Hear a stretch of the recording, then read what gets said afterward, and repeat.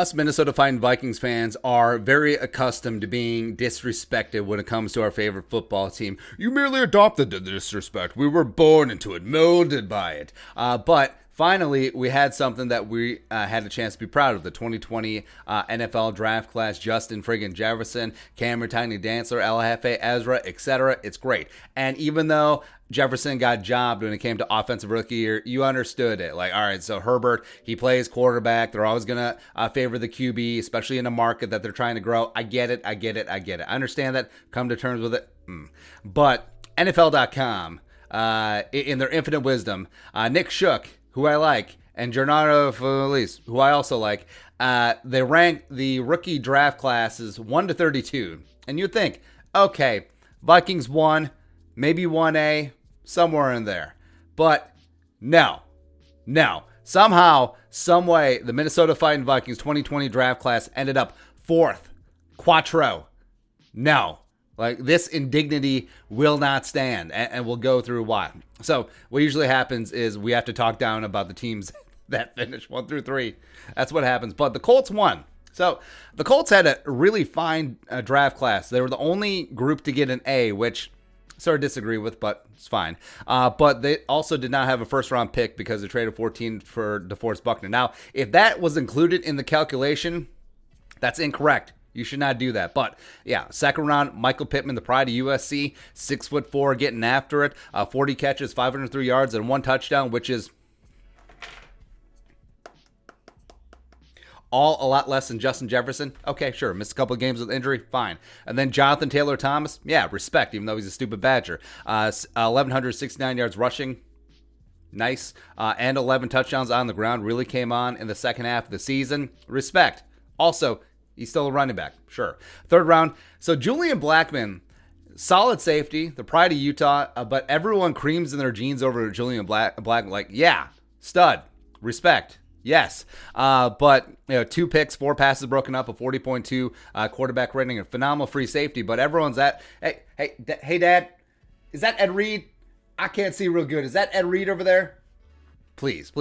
Yeah, yes, extremely good. But is he on the same level as Antoine Winfield? Although they play completely different safety positions. But yeah, I get it. So you're telling me a solid, promising rookie receiver who got injured, a running back who put up a ton of yardage, yes, and then a really good safety. That's essentially your draft class because, Jacob Eason, even though, well, not even Colts fans, but a lot of people are like, well, they took Jake Eason in the 4th round, so that's why they're not going to bring in a quarterback. That's why they're out on Stafford. That's why that they got Carson Wentz. Oh, okay, I guess they didn't trust Jacob Eason. Wow. But, I mean, what else is there? Besides Rodrigo Blankenship, again, respect, as a UDFA, was a stud, 32 of 37 on his kicks, only missed two PATs. Sure, but also, should UDFAs count in the draft class? I don't know, but you're sort of splitting hairs. But yes, very nice, solid draft class. I think Blackman's going to be a Pro Bowler. JTT should be in that mix too. I think Pittman's going to pan out long term. Rodrigo's got his head on straight for now. Love the spectacles. That's great. But I don't know.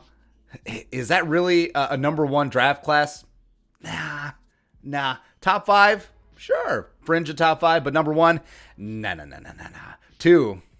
So, yeah, I would have been fine losing to the Bucs. And, yes, Super Bowl effect does factor in here. But you got Wirfs at 13, absolute stud and a beast. Came in, is debatably one of the better right tackles in the game right now. 84.5 PFF grade, only 24 pressures and 1 sack allowed all season, including playoffs. Plus, 0 sacks and only 2 pressures during that playoff run, the Super Bowl and the other 3 playoff games. Amazing.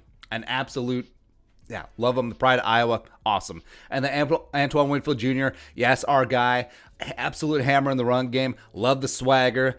2 picks, 5 passes broken up, plus the Super Bowl deuces right in Tyreek's face. It's great. It's awesome. So that right there, 1 and 2, phenomenal. That made your draft. But then you go beyond that. So you got Tyler Johnson, who filled in when there was injuries in the wide receiver room, and then put up 12 catches, $169 and 2 touchdowns. Yeah, respect. But the rest of the class, sort of, I mean, Khalil Davis from Nebraska, sure. Keshawn Vaughn, yeah, it's sort of whatever. But yeah, heavy hitters at 1 and 2, and also a little bit extra from Tyler Johnson. So I respect that. I would have been fine if the Bucs were 1. Then You get to the Bengals at 3. So, congratulations for not screwing up the number 1 overall pick. So Joe Burrow is going to be a superstar in this league. Yes, did have the horrific knee injury, but should be fine and good to go. And then T. Higgins, respect, the first pick of the second round. I don't know why he wasn't getting the love and the time of day as some of the other receivers in the class last year. The pride of Clemson has like a condor catch radius, but looked really good. His rookie year had 67 catches, 908 yards, and 6 touchdowns, which are still not as good of numbers as Justin friggin' Jefferson. I get it, but I mean, three for Joe Burrow, which, just sort of fell in your lap. T. Higgins, yes, great pick, but the rest, I mean, okay, the 2 linebackers played on special teams. Hakeem Adeniji started 5 games, but yeah, gave up 4 sacks and 24 pressures. Sort of what you get when you draft a tackle from the University of Kansas. Go Jayhawks. Great. And yeah, Adeniji starting a couple games, including a left tackle, is one of the reasons why Joe Burrow has that horrific knee injury. He got beat to hell as a rookie. So yeah, improve that offensive line no matter what. But is this draft class really worth number 3? Is it? I mean, if you took away Joe Burrow, what would this class be? I don't know, C-? T. Higgins saves this class from being an F? No, I strongly disagree here. And then, get to the Vikings. Somehow got A-, which on its face we were fine with, but I didn't know that they were being frou-frou graders. Like, I didn't know that there were classes that were being fluffed up. So, yeah, you look here. Justin friggin' Jefferson had the greatest rookie wide receiver season of all time of any wide receiver not named Randy Moss, 88, 1,400, and 7 touchdowns. Gladney, up and down as a rookie, but is turning into a slot machine. Robbed of that pick 6 against the Bucs. That would have been kind of nice. Huh? Ezra is going to be the truth at right guard, but even though he's a left tackle. And then Cameron Tiny Dantzler, a 70.9 PFF grade, and was the best rookie cornerback in an extremely deep cornerback class. Fell all the way to the 3rd round because he was whatever at the combine. So yeah, so you would say right there, you have the wide receiver 1 from the class, the best wide receiver season for a rookie ever. Not named Randy Moss. And then you have the cornerback 1 from the class. That should be enough to raise you up, right? And because, yeah, respect. You had the Bucs had the best right tackle and best safety. But in terms of positional importance, wide receiver, cornerback, right tackle, safety, and then you look at the Colts, too. It's like, all right, Julian Blackmon, yeah, respect. The best free safety in the class. And then Jonathan Taylor-Thomas, best running back in the class. Michael Pittman, I don't know, 10th best wide receiver. I mean, in terms of positional value, like where does that factor in? Sure. And so right there, that should be enough for the Vikings to be 1. That should be where the case should be. And like we said, if the Bucs ended up being 1 because of the Super Bowl, fine. But add on to that, you put DJ Wanham in there, 22 pressures, 3 sacks, including calling game against Aaron Rodgers, allegedly the MVP of the league up at their place in Lambeau, and he was the 2nd most productive rookie edge behind Chase Young. Doesn't that factor in? Shouldn't that be something, huh? And then, of course, you look at the rest of this draft class. I'm fired up about the rest of this class. Like Harrison Hand, Troy Dye will get better. James Lynch, if they actually play him. Josh Metellus should be able to contribute in that safety room. Of course, Kyle Big Hinton. Let's get after that. Woo! All right, so I'm excited about what the rest of this class is going to be, and I understand why they wrote him off. But the fact that the Vikings, again, best wide receiver, best cornerback, and still 4.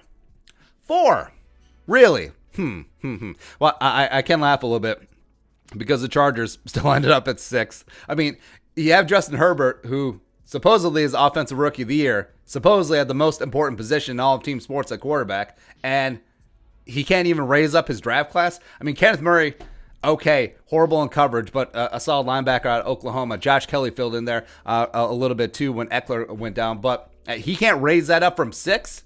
Really? Okay, so now if I was given my druthers, I would reorder this. Vikings 1, Bucs 2.